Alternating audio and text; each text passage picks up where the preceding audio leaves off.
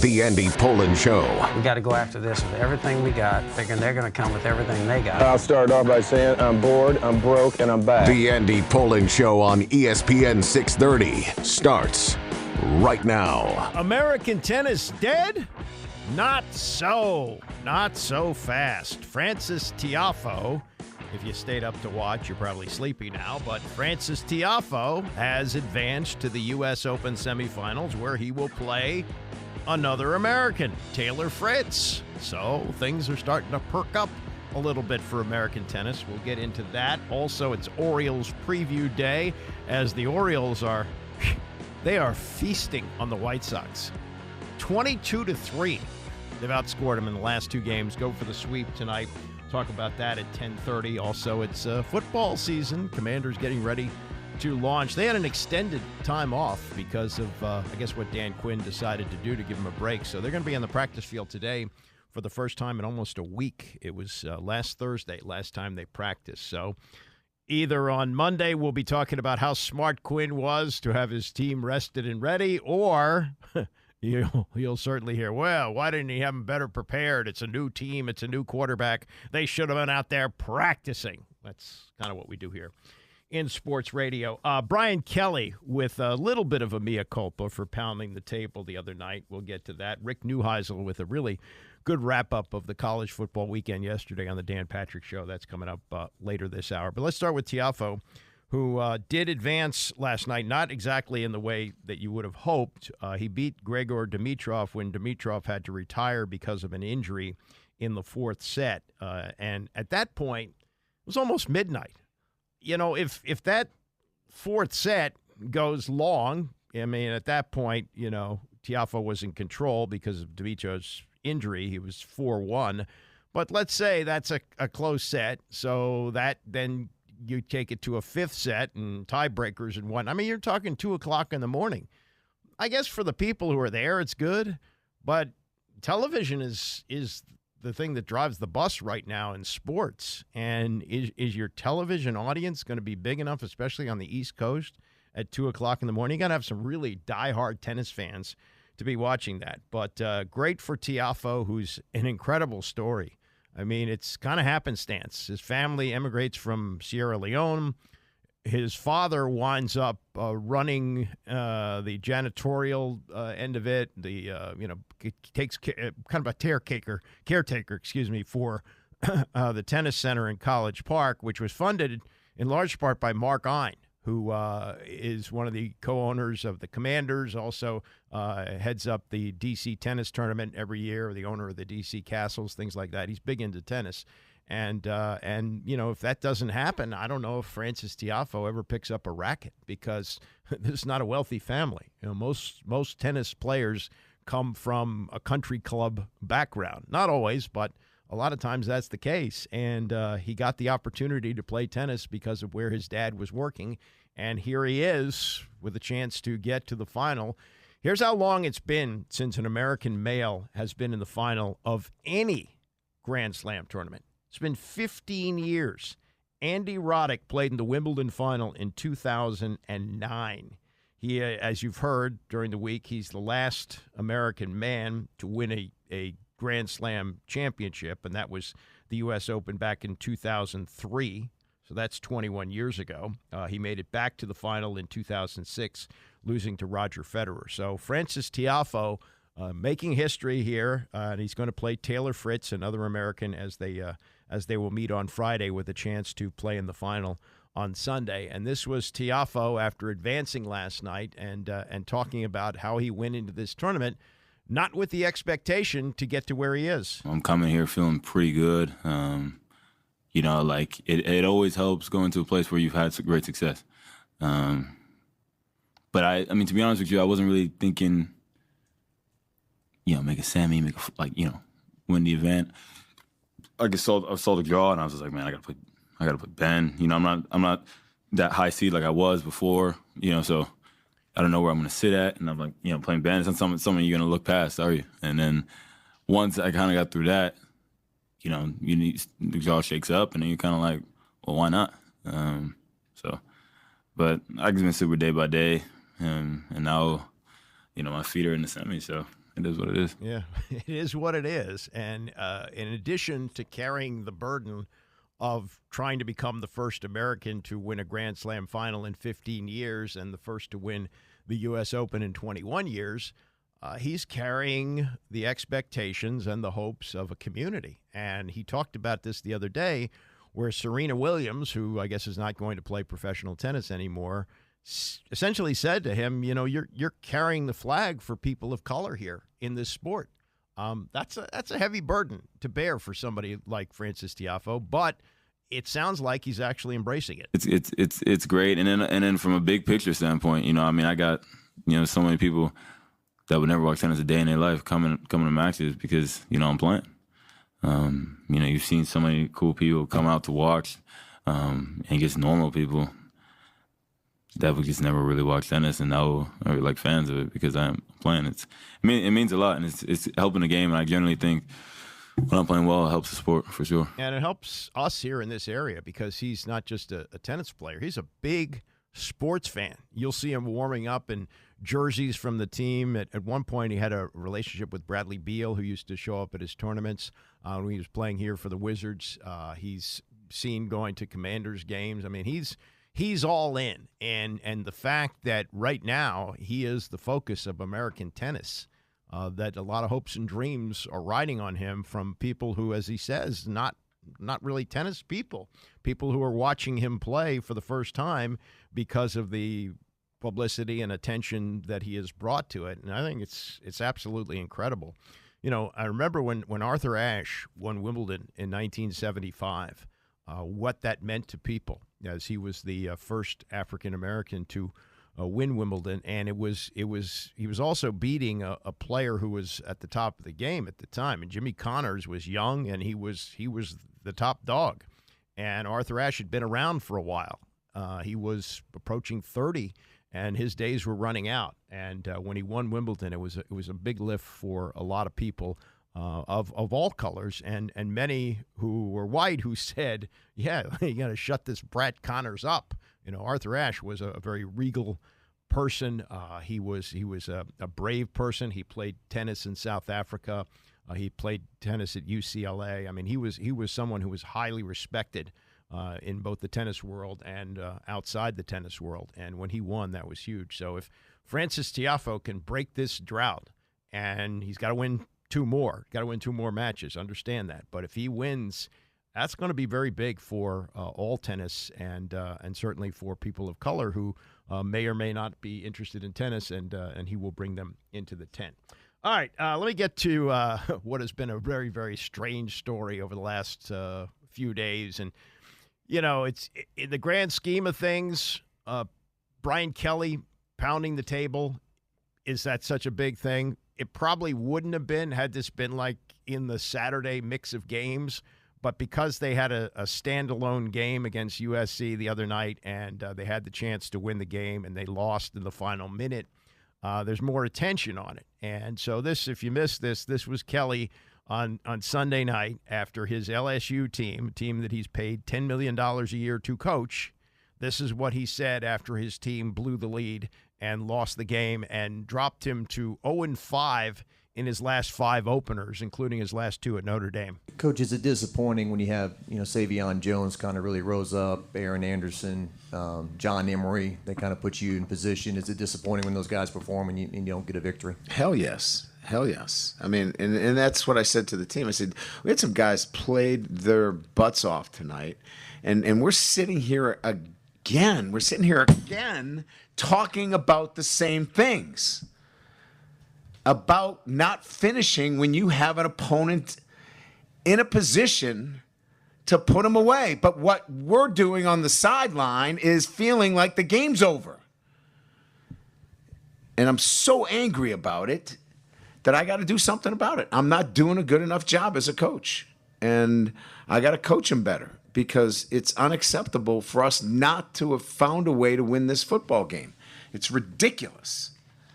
And it's crazy. Yeah. Well, the one thing they tell you, like the first thing they tell you when you start to play football, whether it's at the Pee Wee level, the high school level, or whatever, play to the final whistle. They pay you $10 million a year to coach the team. You think you could tell them it's not over until the clock hits 0-0-0? You want to tell them about a guy named Doug Flutie who threw a touchdown pass on the final play to beat Miami, a defending champion team at Miami? There have been other, last-second, last-minute finishes. So, it sounded there like he's sort of blaming the players. Right? I mean, he says I got to coach better, but he's also saying, hey, we got a bunch of guys here saying, game's over, let's relax.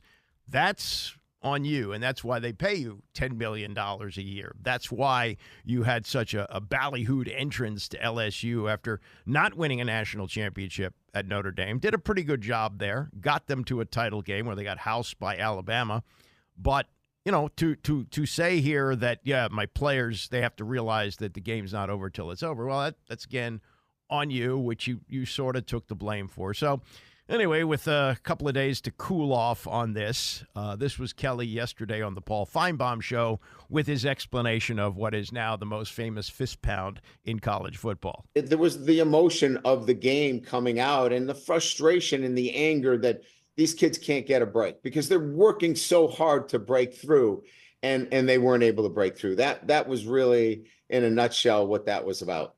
Oh, I don't see a cast on your hand. I'm assuming you didn't break your fist slamming it. Listen, I'm not strong enough to create enough momentum to break a pane of glass. Well, again, I bring it up because you know the reality, and then you know what the world fixates on in a moment like that, especially when you're the only game of the day and one of the most watched games of the early season. Yeah, and again, all I will tell you is that, I want these kids to win. We put our heart and soul into it, and I know how hard they're working. I don't want them to be perceived as kids that don't care. They care so much. Well, you were kind of saying the other night that they didn't care at the end because they thought they had it wrapped up. And now you're saying, well, these kids can't get a break. Well, if they were coached properly and taught to play till the final whistle, maybe you wouldn't have had that problem. So he's kind of talking out of both sides of his mouth. I think he's done a good job as a coach overall, but, he's had the Heisman Trophy winner last year. They dropped their opener to Florida State, never got back on track and didn't get in the playoff, and he's being paid that kind of money with the expectation, and they may get there this year now that it's 12 teams, but it was that you were going to compete for national titles. The narrative when they fired Ed Orgeron, and Ed Orgeron won a national title, true, with Joe Burrow and Jamar Chase and a lot of really great players. But the narrative on him was, well, LSU won in spite of Coach O. Go Tigers, go Tigers, kind of a cartoon character. Well, he won. He won out. He had the best team in the country. He went undefeated. So they go out and they get Kelly, who's been successful at Notre Dame. There's no question about that. I mean, he did turn around a program that was left for dead by that fraud Charlie Weiss. Charlie Weiss made a mess. I mean, Charlie Weiss, I think, lost twice to Navy. He was terrible. He's a guy who benefited from being with Bill Belichick and Spygate. And that somehow made him into this, coach who could do great things. And on top of that, you may remember this. I think it was his first year. Might have been his first year. He replaced, I think his name was Willingham, who had done a good job, but not good enough for Notre Dame, so they ran him out. And they bring in Charlie Weiss, and he plays a close game with USC. And I think it's at Notre Dame. And that's when the rules were a little bit different about quarterback sneaks. So Matt Leinart was given a shove into the end zone by Reggie Bush. Remember the famous Bush push? And because that was a close game, he starts talking about how all these NFL teams are knocking on his door and he needs a contract extension or he might go to the NFL. So they give him a contract extension. And he was a complete embarrassment at Notre Dame. He had Jimmy Clausen, who was like the top recruit in the country, and they were bad. They weren't just not a contender. They were a bad team. So, okay, so that was a mess. And Brian Kelly is a breath of fresh air. He gets the program back on track, does a good job, and now gets this opportunity at LSU. But to go on the other night and say, yeah, my players weren't concentrating enough at the end of the game. They needed to close it out, and then to come back 2 days later to try and justify the fist pound and say, oh, God, my guys need a break. No, they created the break for USC, and you said that the other night. The break that they created was they acted like the game was over, and USC was able to go down the field with a guy named Miller Moss, who's been sitting on their bench for 4 years, and they won the game. So it's one way or another here. And, he's not in Charlie Weiss territory, but when you go to LSU for that kind of money, they don't expect you to put yourself in a hole in game one for 3 straight years. And that's what he's done. And now we'll see. We'll see what he's able to do in getting this thing back on track. But maybe it wasn't LSU winning in spite of Ed Orgeron. Maybe Ed Orgeron actually did a pretty decent job. He certainly did a great job in recruiting and getting those players there. And obviously he's done a great job in recruiting as well, because he got Jayden Daniels there from Arizona State, and he won the Heisman Trophy. But, the pressure is on you when you put a bullseye on your back when you sign a $100 million deal to coach at LSU. And so far, not exactly so great for Brian Kelly.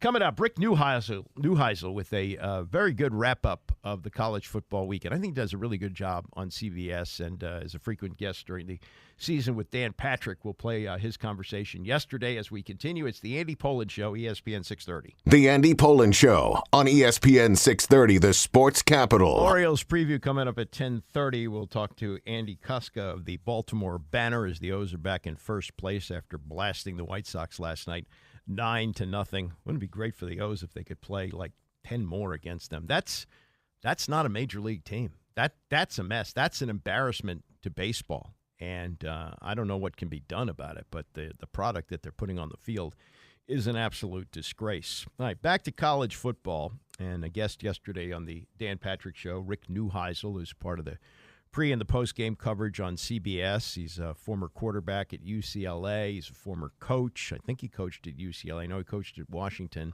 And I think really does an excellent job in analyzing the game. And when he was on with Dan yesterday, he was asked about the 3 teams that are starting off with winless records. One of them now is 0-2. That's Florida State. Florida's lost their opener badly to Miami. And Clemson was absolutely destroyed by number 1 Georgia. So the question to Neuheisel, of the 3 teams, which is the one that has the best chance to resuscitate itself? Clemson. Clemson had a defense that looked the part for much of the first half. They've got to find a way to get those wide receivers involved in the offense. Klubnik cannot average less than 5 yards an attempt. That's just not a sustainable way to do it, but they have the wherewithal to get this done. Florida State has no running game and no ability to stop the run, and Florida just flat looked anemic. Now, that may be just because Cam Ward's that good. He looked that good, but you've got a fan base that's already looking in the yellow pages. Let me go back to Clemson, because 4 years ago, they're up there with Alabama. They're there with Georgia. Right. They're among the elite. And then Dabo said, I'm not doing transfer portal, not doing NIL. I mean, it's irresponsible. Like at some point, he has to do this, right? He has to modernize. It is a kind of get off my lawn type of statement. It's an old school, I'm not changing for the sake of changing. I get where he's coming from. I think we all wish that we could keep our guys for the length of their time in college, but it is irresponsible to not look out there and see what other teams are doing, especially when you watch Georgia's 2 touchdown catches be by kids that transferred in, one from Vanderbilt and one from Miami. But if I'm going to look at this, let's say an NFL coach and GM said, we're not going to have free agents. We're just going to take the players we drafted. Well, that's the analogy I would use with Clemson. Hey, we recruited, we don't want anybody else's players. These are the players that we want. That makes you the best in the business, Dan. You see it. You see the forest through the trees. That is exactly right. And while you have this idea in your head, we're doing more than just playing football games, and we want kids to get their degrees and graduate and feel like they've accomplished something over the course of their time here at Clemson, and that's certainly a ideal that we all can understand. It's just not real business when you're trying to win football games at the same time. There are big wins, and then there are big perception wins. And I think the biggest perception win this weekend was Sunday night by USC. Huge win for Lincoln Riley, and maybe because of the way they won it. Miller Moss showing that he's capable in a late game drive to do what he did, and a defense that held up over the course of 60 minutes and tackled as if they'd practiced tackling. And to me, that was a huge step forward for the Trojans. And by the way, a huge step for the Big Ten as well. But then I look at LSU with Brian Kelly. What is it about openers that certain coaches are great, certain coaches aren't? And he is a marquee coach who's now 0-5, his last 5 season openers. Well, as you look at who they schedule in their season openers, it's a referendum on, and you look at across the board, everybody else doing it on openers. You're sitting there going, why do they keep doing this? Well, obviously they keep putting money in their pocket, but his comments after the game were more about an attitude like we've accomplished something while the game was still in hand, and that to me is something about a culture that he's got to get fixed. Talking to Rick Neuheisel, CBS Sports college football analyst, and, of course, former college head coach. Notre Dame had one of those sneaky wins because they were underdogs at Texas A&M. And if you look at the schedule, I know they can only finish as high as 5 in the 12-team playoffs, but it's a manageable schedule for Notre Dame. I will make a ridiculous referendum right here. Rick's ridiculous referendum here that they're in the playoffs. They're in. Okay. That game was so huge for them because they're going to be judged amongst a bunch of SEC teams at season's end. Had they lost on the road and finished 10-2, it would have been much harder. This victory allows 10-2 to get in. I think that as you look at the schedule, 10-2 is an easy number to get to, especially with the way that defense played. I think, and Marcus Freeman's becoming a rock star. That little focus on him at the end of the game, the handsome guy coming off, I told you so, that's going to carry some weight down the stretch. And I also believe the College Football Playoff Committee will have them seated somewhere between 5 and 8, so the Irish get a home game. Oh, definitely. Definitely. Yeah, without question. That's made for television gold. Listen, it's happening. The Irish are in. That'd be the Golden Dome, is what you're saying. It's gold. That's what I meant to say. I got it. Okay. Leave it to DP. Okay. If I gave you for me, if I gave you Georgia or the field. Oops. Wells Fargo has enabled small businesses to create or preserve 200. There you go. Wow. Georgia's tough to beat. They're the other team that's already in the playoffs, and their schedule's still daunting. They go to Tuscaloosa. That one in Tuscaloosa, Kalen DeBoer. Everybody I know in Tuscaloosa says how good they look. Everybody, and we always assume Nick Saban was the GOAT and just it can't get any better. And yet this guy, if you look at his record, what is he, 100 and something and 12? I mean, he's a phenom. Whether you count in South Dakota, Fresno, or Washington, 25-3. They blew out of the gates the other day. But Georgia's in the playoffs. But that Alabama Georgia game, I can't wait for. But if I look at Alabama, Ohio State, and Texas, I don't know if I take anything away from Week 1. I mean, they played weak opponents. Texas looked darn good defensively without those two defensive tackles. They gave up less than 200 yards to a Colorado State offense where the quarterback and the wide receiver were both offered $600,000 to leave in the NIL market. That's saying something when you can just absolutely shut them down as you did without those two big hosses up front. Well, we're going to get a better idea of Texas this weekend when they play Michigan. What do you? That's the marquee matchup. What do you expect out of that? I think a close game for a while, and then Sark and company take it over. I think they're that put together. Davis Warren, 15-25 in his first game. Okay, and certainly got his feet wet. A home crowd will be helpful. I think they hang around, but I don't know that there's enough octane in their offense to hang with Texas. I know that you were probably the first to say it, that you thought Jim Harbaugh was leaving Michigan. This is a long time ago when we talked about it. Now he's with the Chargers. Does anything happen to Michigan, you think, down the road with any of this with Connor Stallions? I think it was interesting that they changed plans for having Jim Harbaugh come and be the honorary captain in week 1. For him to say that he wanted to focus on the Chargers, I think he could have focused on the Chargers long ago. I think that was, let's not just poke these guys in the eye and make Sharon Moore take the hit here for what is obviously a little bit of a cover-up. Listen, when Connor Stallions goes on Netflix and says, "I do not recall," that's when we know we've got a little G. Gordon Liddy going on. And you probably have to be older to get that reference. G. Gordon Liddy, one of the Watergate conspirators, and he went to prison for that. I actually worked with G. Gordon Liddy for a while. He was odd. He was he was strange. But yeah, the Michigan thing. It is what it is, and I think that what college football is probably trying to do is just try to move past this as quickly as possible. What's forgotten is those 2 USC titles were vacated. It doesn't really matter. The sign stealing thing, the Stallions thing, that's bad, but it's kind of the way business gets done. And like they say, if you like sausages, you don't want to visit the sausage factory. So there's that. A couple of other, college football notes.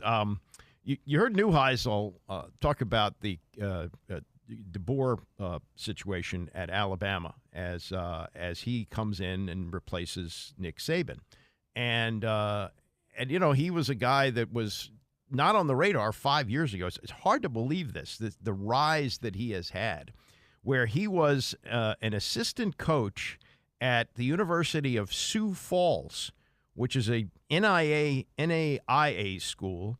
He also had been an assistant at Southern Illinois, Eastern Michigan, Fresno State, and Indiana. Indiana is the only, supposed big-time school, but football has never really been that good there. He winds up with a head coaching job at Fresno State in 2020. So he's really only been in the big time as a head coach since 2020. 2 years later, he's at Washington. He leads them to the national championship game, and now he is doing what nobody should ever try to do, but maybe is able to pull off. You don't replace a legend. It almost never works out.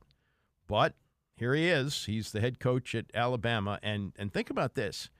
Although he's been at a variety of levels, and maybe he was in a level that was kind of beneath him early on, he's lost 12 games in 9 seasons. 12 games in 9 seasons. He hasn't always, wound up in a situation like Alabama that's built to win. Now, you lose a couple of games at Alabama, they're going to be beating down your door. They're going to be worried about that. But he also, has played down these humble roots. He said when he was at Sioux Falls, he didn't drive the bus. But he said that's what the stories and legends will be down the road, that the program was so small that he had to drive the team bus. So Alabama's going to be one to keep an eye on. But it almost never happens that a legendary coach steps down and the person that takes his place does as well, or in some cases better. I mean, if the board takes them to the championship game this year and somehow wins it, I don't think it's going to be Nick who, but that would be really remarkable, because the way that Saban left in the short time period between Saban and DeBoer coming in, there really wasn't a lot of time to contemplate this. They made the move quickly, and good for the AD for pulling that off.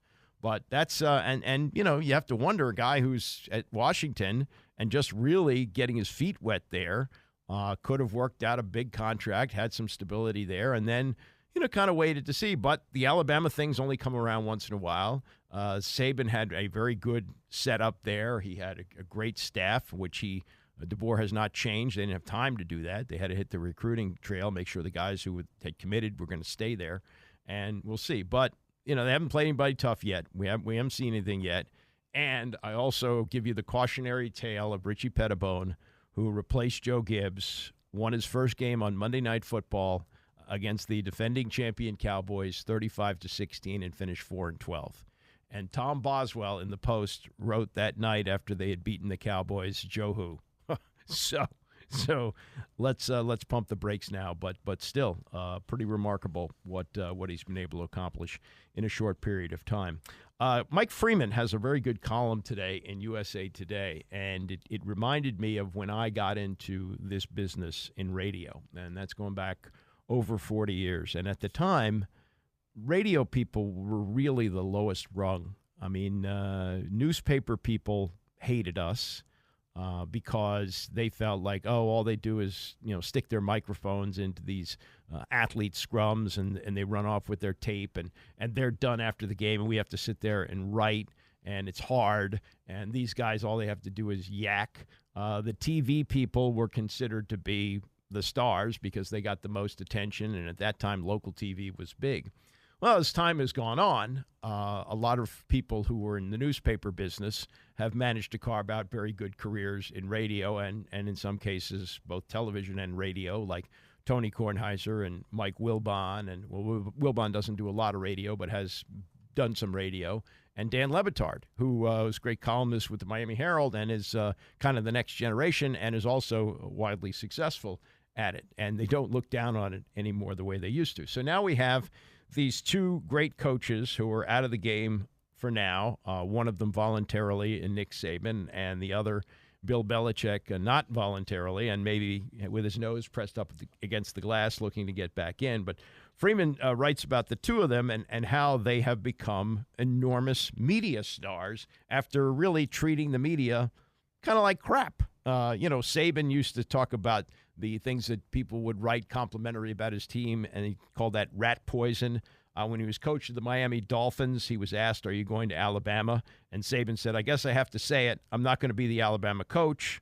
About a week before he became the Alabama coach.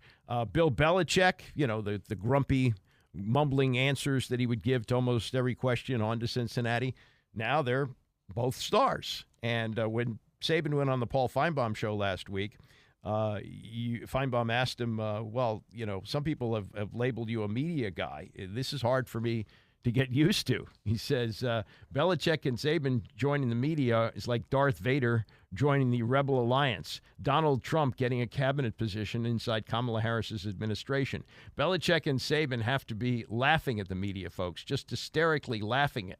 They are now making millions using the medium they often scolded, and in Belichick's case, clearly despise. Now, according to what Andrew Marchand had in The Athletic, Belichick is making $10 million this year from media. Now, he's everywhere. He's going to be on the Pat McAfee show every Monday. He's doing a show with Peyton and Eli, the Manning cast. He's doing a separate thing with Peyton. He's also on Sirius XM. As Freeman says, he's become the Ryan Seacrest of football in one off season. And, $10 million, that's not far from his coaching salary. He says, here's the interesting thing about Belichick. In one-on-one interviews, he can be remarkably charming and is extremely intelligent. I interviewed Belichick for a biography about Jim Brown, and it was one of the best interviews I've ever done. Yeah, that's what people say. So he, and in some ways, you might find that even more frustrating than if he just really was bad with the media, that he had this ability to be great, to be funny, to be charming. He probably knows more about football and football history than anybody. He and his dad had this hobby of collecting football books. He was an only child and spent all of his time with his dad breaking down film when he was a kid. So he knows the game and he can articulate it well. He just felt, I guess, as a coach, that it didn't make sense to give the media anything. And, maybe he looked at Bill Parcells. And I was a reporter. I was the original beat reporter for WFAN with the Giants in 1988. 88 was the year I did it. And what Parcells would do would treat the media kind of like he treated his players. If he didn't like a question, he'd bark at you. But he'd come back later in the afternoon when we were doing our work, and he'd say, "Hey fellas, how the Red Sox doing?" He knew how to handle it. Belichick didn't do it that way. And maybe he thought, that doesn't really work for me. That's not my personality. But now he's Mr. Media. And so these two guys who looked at the media, in the case of Saban as rat poison, and in the case of Belichick, a necessary thing that you had to get through by mumbling through a press conference, now they're big media stars. We'll see how badly Belichick wants to get back in, because he is 72 years old. There doesn't seem to be a lot of interest, but he wants those 15 wins to pass Don Shula, because as reports go that he's still angry that Shula ripped him for Spygate, that maybe he thinks those wins are tainted. I don't know, but it's probably going to take an impulsive Jerry Jones to do it. Mike McCarthy's in the last year of his contract. It's possible the Cowboys don't go far this year, that he'll dump McCarthy, though Jerry has been patient. Jerry doesn't fire coaches very often. I mean, he kept Garrett for 10 years.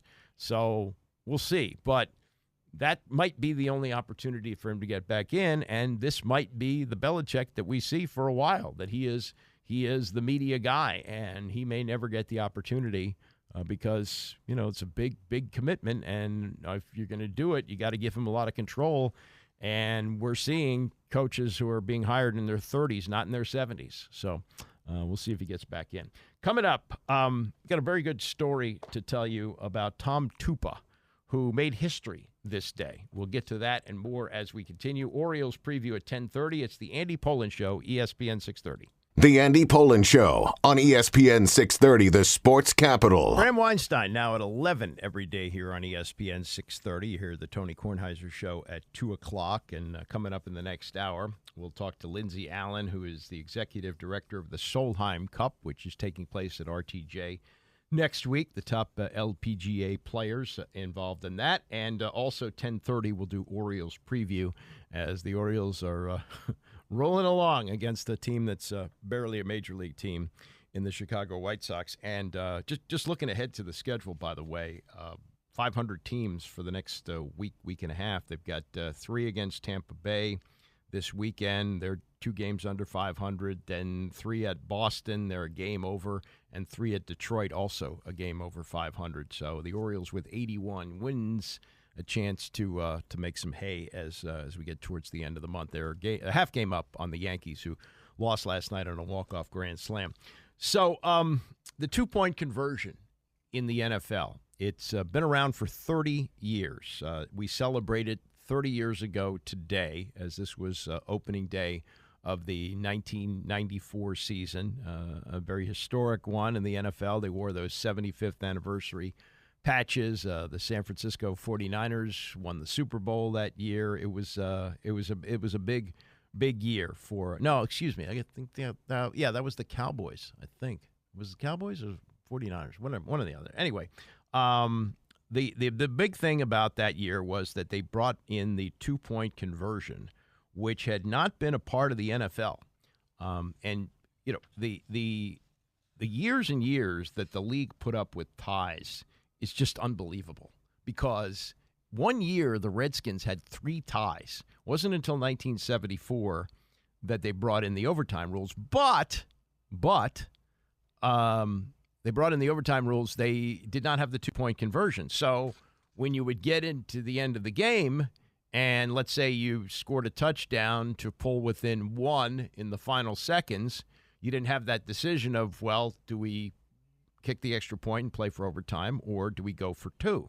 So they finally, in 1994, they brought it in. They agreed that they were going to bring in the 2-point conversion. Now, it had been a part of the AFL. The AFL had to drop it after they merged with the NFL after the 1969 season, so they had it there.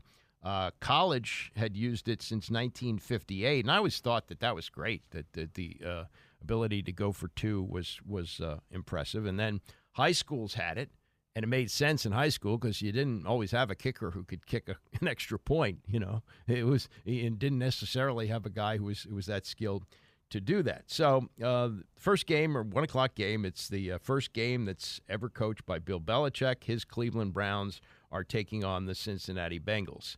And Tom Tupa was the punter and the holder for the Browns, and he was also the third-string quarterback. Tupa had been a pretty good quarterback at Ohio State and transferred to the NFL as a punter and a backup quarterback. He played, I think, initially with the St. Louis Cardinals, and he moved, or maybe they were the Arizona Cardinals at that point, but he moved to the Cleveland Browns at this point, and so they're attempting an extra point, and Tupa, instead of placing the ball down, he takes off to his right and darts behind his left tackle, 6'7", 325-pound Orlando Brown, Zeus Brown, broke through the defense, scored the first two-point conversion in NFL history, gave the Browns an 11-0 first-quarter lead, and that was only the beginning of their special teams. Following Cincinnati's first touchdown in the second quarter, Randy Baldwin returned the kickoff 85 yards. Later in the same quarter,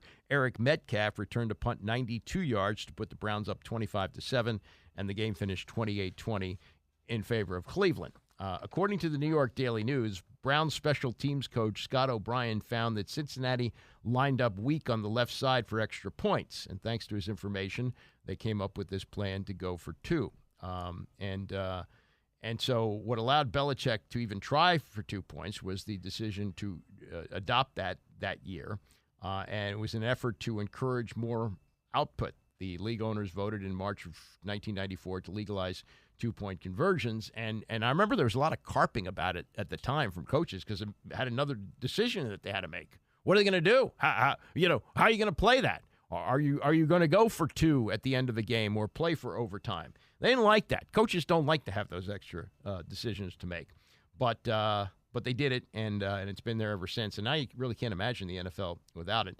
Following the win over the Bengals, the Browns finished 11-5 that year. They got a wild card berth. They beat New England. That was the Bill Parcells Patriots before falling to the Steelers in the divisional round. Cincinnati completed the year 3-13. Tupa scored two more two-point conversions during that season, and he gained the nickname 2-Point Tupa.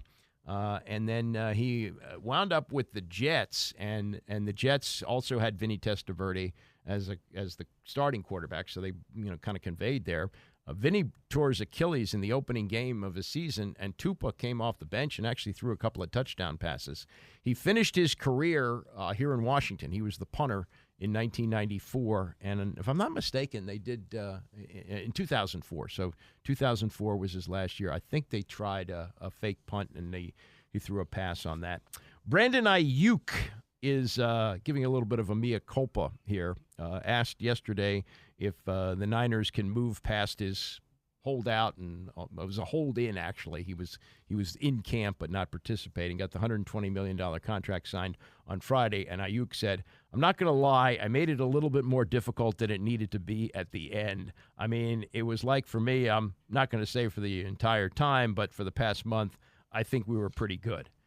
So I don't know why they had to go through this dance, and maybe there's something the NFL can do about this to prevent this. Remember when we used to have holdouts of first-round draft picks? This is before they had the rookie salary cap. And you could make the case, although I don't know if Heath Schuler would have been an NFL quarterback anyway, but that set him back significantly in his rookie year as he held out. He missed the first 2 weeks of camp. They threw him in the first exhibition game. He was terrible. He was terrible his rookie year and never recovered, really never recovered from that. And these holdouts, and in this case the hold-in, maybe not as big a deal for a veteran and especially a wide receiver who, knows what's going on and probably can step right in and play. But all the stuff that he went through in the offseason, in March, he used social media to put out money talks, BS walks. This is after the GM, John Lynch, insisted at the league meetings that the team wanted to pay him. Then he stayed away from the offseason program and minicamp. That cost him $101,000 in fines. That may have been done away with when they signed the contract. And then before they opened camp in July, Ayuk officially requested a trade and then came to camp on time with the rest of his teammates. And he said, "Oh, my back is sore, my neck is sore, so I'm not going to participate in the workouts." Okay, fine. So we went through all this. We went through the social media stuff where he wanted to come here. He's hanging out with Jayden Daniels, which, maybe if you were advising Daniels, that wasn't the best thing to do. He did not come out and say, "Hey, we need to trade for this guy," to his credit, but probably that wasn't the best look. Look, the guy is a terrific receiver, and he's young, and San Francisco was always going to want him. So all of this stuff that they went through, he pretty much wound up signing what he would have gotten if he would have worked out a deal before training camp, And so we'll see how much it hurts him missing the camp, but he's coming off a hell of a year. He had 1,300 receiving yards, second in the NFL in yards per reception, first in yards per target, and was second-team All-Pro. And he said, "This is that's the reason I'm going to get paid in such a manner, because that's the type of player I believe I am. That's the player I want to continue to be, and that's the player I strive to be. I think it's putting pressure on myself." So, look, he took the system and he played the system for what he could, and again, it's a lot of it's going to depend on how he looks this year. If he gets hurt early, they say, well, you weren't in football shape, and now you went out there. A lot of times you'll see these guys pull a hamstring or something early on, so keep an eye on that. All right, coming up in the next hour, we'll do Orioles preview. We'll talk to Andy Kosko, the Baltimore Banner. Also, more in the Solheim Cup, as women are participating in RTJ next week in a great event. We'll get to that and more as we continue. It's the Andy Pollin Show, ESPN 630. They ought to put a fence around Baltimore and not let the Chicago White Sox leave. It's been fun and games the last two nights for the Birds. They have outscored the White Sox 22-3.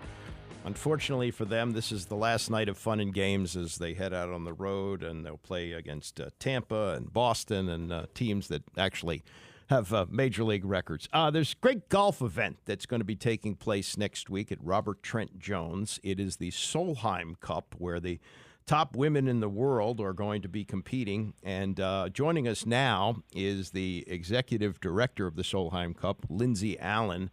Hopefully you can transfer this weather that we have this week to next week for the event. Anything you're trying to do about that? Oh, I'm trying to do everything. It's beautiful out here right now. Yeah, it's absolutely terrific. So I have been to men's events there. It is a great golf course, obviously. This is an annual event, and it moves, or is it an annual event? I guess I should ask that question. Is it an annual event that the Solheim Cup takes place? No, so it's actually only played every 2 years, and it rotates USA and Europe. So we won't be back into the States until 2028. Okay, and so this is an event where you have actual teams. Explain the format of how it works, and it's teams of 12 from both Europe and the U.S., correct? Yeah, exactly. So the top 12 players from the U.S. going up against the top 12 players from Europe.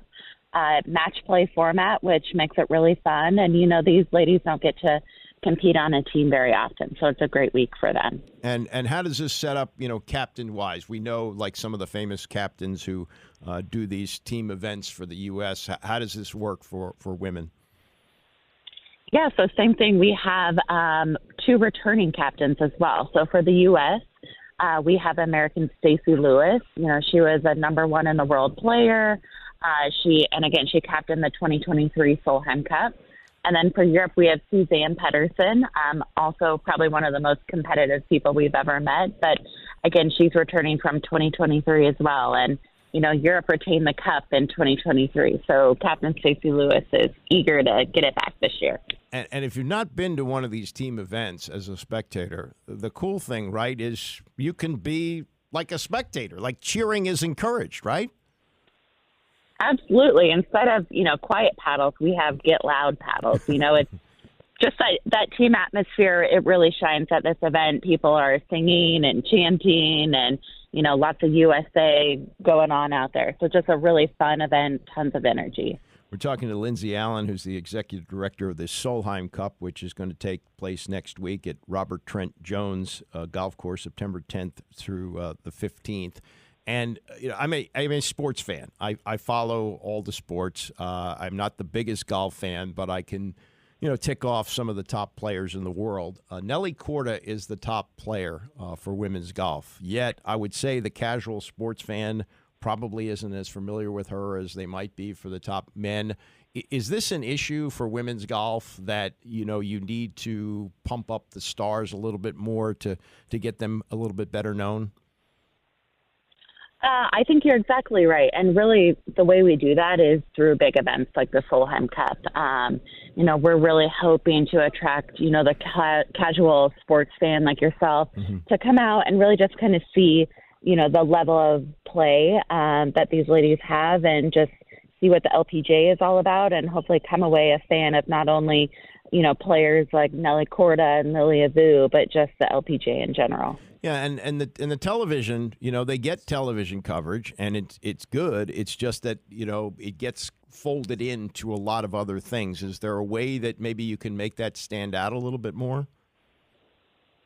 Well, again, I think it's using vehicles like the Solheim Cup to help it stand out. We have over 28 hours of live coverage for the Solheim Cup between Golf Channel and NBC. So it's really our tentpole event and how we try to, attract those casual fans, the ones who will just watch NBC on the weekend, right, kind of tune in, see what it's all about, and then really hoping to convert them to, lifelong LPGA fans. There's also a cool event going on next Wednesday. It's the First Responders Celebrity Pro-Am. You got Ryan Zimmerman, Jose Andres. Ron Rivera's still in town, huh? Ron Rivera hasn't moved out of town, and he's going to participate in this as well, I understand. He is. He's an RTJ member and loves it out here and has been a big supporter of the event. So we're happy to have him. Yeah, it'll be a fun afternoon. Celebrities paired with first responders. That's on Wednesday. And then on Thursday as well, we have the opening ceremony for the Solheim Cup, which is followed by a free concert featuring Jayden Daniels. Wow, great. So how do people get tickets for this? Give us an idea of the cost, things like that. Yeah, SolheimCupUSA.com. People can also buy tickets at the gate. Tickets start at $65 for a practice day grounds ticket. You can also treat yourself a little bit, upgrade, get some good hospitality, but really trying to make this, event accessible for everyone. Oh, that's great. So it's the Solheim Cup, which is taking place next week at Robert Trent Jones, and cheering, as they say, is encouraged. No quiet paddles or anything like that. And best of luck with that, Lindsay. It's good to talk to you. Thank you. I appreciate it. Thank you for having me. It's Lindsay Allen, the executive director of the Solheim Cup. And yeah, I think that is a factor for women's golf, is that they need to have stars. Now, for a long time, they sold sex appeal. Or you had someone who was so dominant, like Annika Sorenstam, that they got a lot of publicity. And now, although Nelly Korda is the best player, and she wins a majority of the big events, I don't think the casual fan knows her. And, there's just so much going on, it's hard for them to get attention. But if you've ever been out to RTJ, it is absolutely beautiful. And I'm sure this is going to be a great event next week.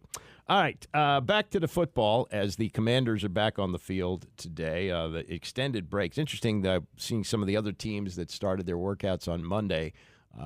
Dan Quinn felt that the break was going to be important. So they have not been on the practice field since last Thursday. They're back as they get ready for Tampa today. Austin Ekeler, who's one of the big additions this year, was on with the show that's done by Kay Adams. It's called Up and Adams. And so here he was, and this is going to be the topic of discussion probably throughout the year for these veteran guys. But in the case of Ekeler, who has come from a situation somewhat similar when he was with Justin Herbert as a rookie I don't know, I guess they were already in Los Angeles at that point. They weren't still in San Diego. Yeah, they'd already moved to Los Angeles.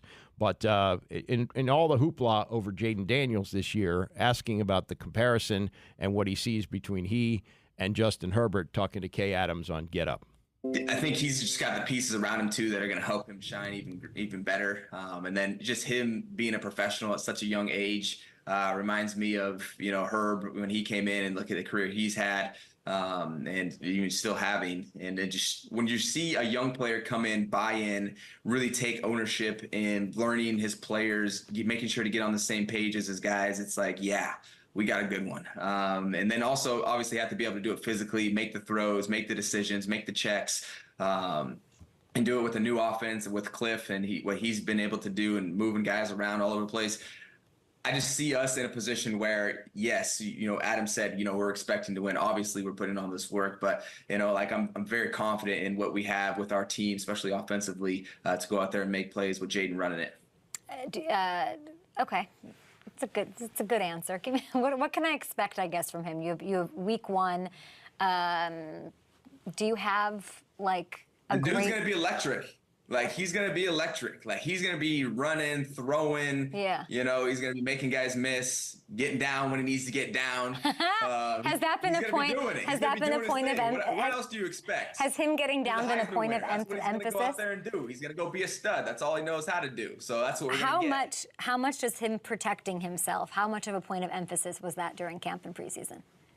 Yeah, it's all the quarterbacks, like all of these guys, they have their own rules to protect them, you know? And so we got to make sure these young bucks that come in here understand that, hey, there's a reason we have these rules to protect you guys, because you're not used to getting hit like I am. You know, so make sure you utilize that and get your butt down when you need to get down. But that doesn't mean don't go make plays now. It just means, hey, if the ride's over, get off the ride and go down and go on to the next play. You mentioned Justin Herbert, Herb as you call him. Any similarities? As far as the attention to detail and actually wanting to like be in that role and embrace that, yes. But there are two different types of players though. So, and time will tell. I've played obviously a few years with her. I haven't played with Jayden as much. So we'll see how it plays out over time. I mean, you helped Justin Herbert set the record his rookie year in 2020. Yeah, you know, it doesn't hurt when you have a running back that can catch a lot of balls to help you, you know, get your receiving stats up there. So okay, yeah, hold on. I'm glad that I was able to do that. That's a good teammate right there. Are you catching the ball more than you're running the ball this year? Is that what I'm getting? How many catches you racking up this year? I don't know. We'll see how it plays out. You know, we can't give away everything here. Sheesh. 90 plus? 90 plus catches. We'll see. That'd be nice. How many catches is Luke McCaffrey stealing from you? Ooh, stealing is not the right word there. Come on, Kay. You can't Austin, say steal. tell me. As long as we're going forward, that's what matters. Luke McCaffrey is going to be a thing, though. No joke. Like, come on. You can tell me. Hey, the McCaffreys tend to do pretty well when they get on the field, so I think that trend's going to keep going. Yeah, and look, this is a good move to bring in Ekeler, because when you have a young quarterback, having that safety valve out of the backfield is big. He's done it before, and with what he was able to do with Justin Herbert when he was a rookie, that's really impressive. And here, this guy Ekeler, you're going to hear a lot from him. I see him all over. Excuse me, all over the place. He's got a studio in his house, and he's doing talk shows all the time. So hopefully he's going to be a star here, and he may be a big media star before all is said and done. There's a story, and this is an example of why you need to read more than the headline of a story.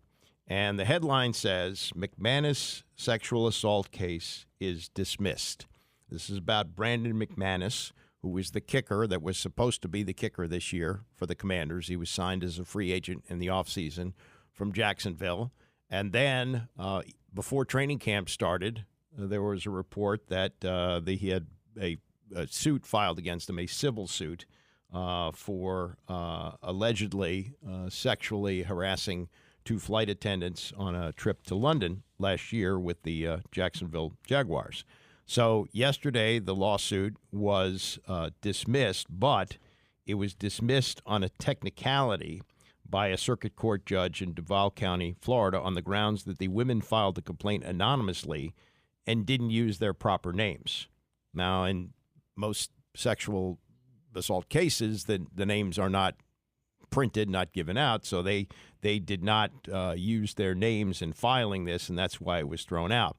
As is pointed out by Nikki Jabal in the Post, the dismissal is not final. The case was dismissed without prejudice. The plaintiffs have 10 days to file an amended complaint using their names.